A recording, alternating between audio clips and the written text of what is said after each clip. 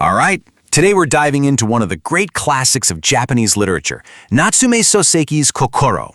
Now that word, kokoro, it's a bit tricky to translate directly, but it means something like heart, or maybe even the heart of things.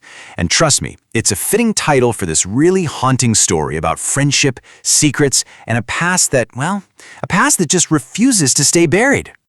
Right from the get-go, the story just throws this at you. This baffling statement from its central character, a man we only know as Sensei. I mean, think about that line. Love is a crime. It's so bleak, so final, and it immediately makes you wonder. Just who is this guy? Seriously, what could possibly happen to someone to make them see love, of all things, as a crime, a sin? That question right there is really the engine that drives this entire novel. So our investigation, if you want to call it that, it has to start with the man himself, this enigma called Sensei.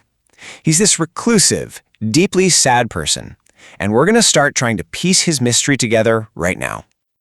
Okay, so here's what we know on the surface. He's an educated guy, seems to have some money because he doesn't work, but he is completely withdrawn from society. He and his wife live this super quiet, almost invisible life, and there's this profound sadness that just seems to hang around him. And our narrator? He finds it both totally confusing and absolutely fascinating. So, you might be wondering, how does our narrator even get to know a guy like this? I mean, he sounds like a total recluse. Well, their story begins, of all places, at a crowded beach during summer vacation. Go figure. Yeah, it's pretty much all by chance. The narrator, who's just a young student at this point, he spots Sensei at the beach, and he's just intrigued. So he starts going to the same tea house every day, kind of just observing him from a distance. The ice is finally broken over something really small. Sensei loses his glasses in the water, and the narrator finds them. And from that one little moment, this totally unexpected bond starts to form. Before you know it, the student is a regular visitor at Sensei's quiet home back in Tokyo. You know, the narrator really starts to look up to Sensei. He sees him as this incredibly wise mentor. But here's the weird part. The closer they get, the more Sensei's deep sadness and his strange comments just make the mystery even deeper. So their friendship, ironically, just creates more questions than answers. And then we get our first real clue. The narrator stumbles upon the first solid piece of this whole puzzle.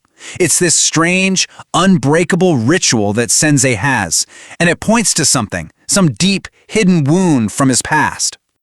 It's a really simple routine, but he never, ever breaks it. Every single month on the same day, Sensei goes to the Zoshigaya cemetery. He visits a specific grave, and this is the key part. He always goes by himself, alone. And when the narrator asks if he can tag along one day, Sensei's refusal is just chilling. He says, "I have never even brought my own wife." Wow, that just tells you everything, right? This isn't just a private ritual.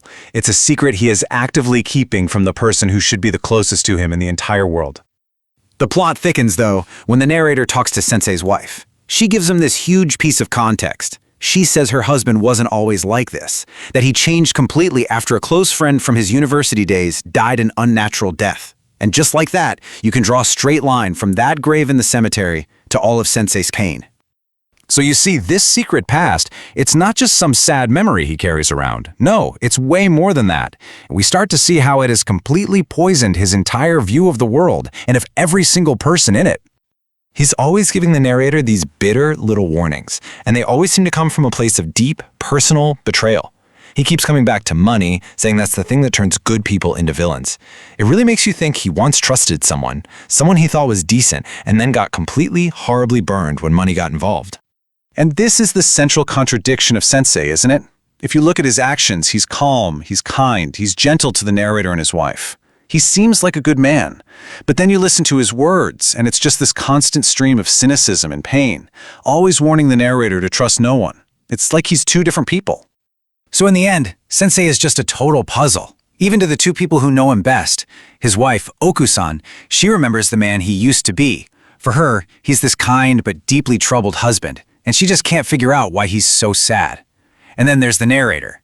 He sees this wise, profound mentor, but Sensei's past is a complete blank, making his sadness more of a fascinating mystery to be solved. And this is maybe the most tragic part. At the heart of it all, his distrust of other people, it isn't even really about them. It's about him. It starts with this incredibly deep self-loathing. He says he can't even trust himself. And because of that, because he can't trust himself, there's just no way he can ever trust anyone else. Okay, so this brings us to a major turning point in the story. The narrator is about to finish university, and his relationship with Sensei, it's about to hit a critical moment. All these unspoken questions are finally bubbling up to the surface. So the narrator graduates. He's ready to step out into the world, start his own life. But this huge mystery of his mentor, the man who's had such a big impact on him, it's still just hanging there, totally unresolved. And I think seeing the narrator about to start his own life, it pushes Sensei to finally make a promise. He says, "When the time comes, I will tell you everything about my past." It's this incredible commitment to finally tell the whole story, to reveal the secret that he has guarded so closely for so long. And that's what leaves us hanging. It's really the central question of the whole novel, isn't it? That promise, it implies this isn't just some story you can tell over a cup of tea. It sounds more like a confession. So you have to ask yourself, what secret could be so dark, what kind of past is so terrible that it can only be revealed once, as if there's no coming back from telling it?